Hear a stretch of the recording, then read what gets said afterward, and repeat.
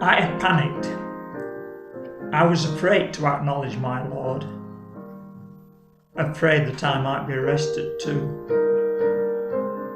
I hadn't seen that coming, although the Lord knew that I wouldn't stand the test. In my arrogance, I claimed that I would never disown him, and yet, here I am.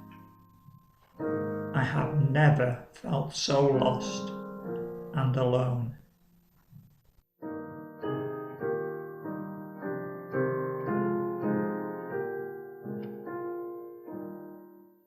You won't find me in many famous paintings, quite rightly so. After all, my part in the crucifixion of Jesus was not a significant one. I was only there to keep order and ensure that the executions went ahead without any trouble. It's not for me to ask questions.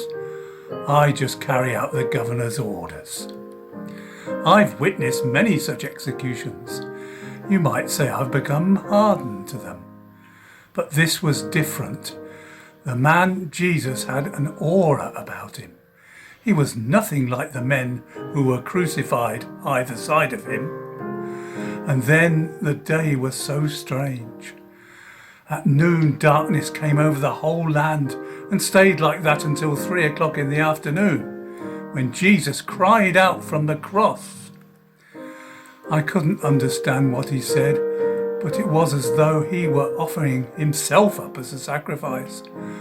I probably shouldn't have said it, but I couldn't help myself. I said it and I believe it now. Surely this man was and is the Son of God.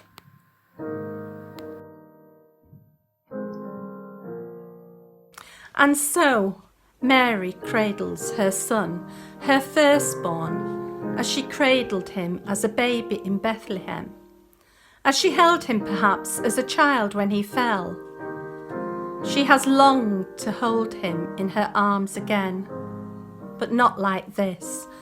Longed to hug him and protect him from the barbs of his enemies.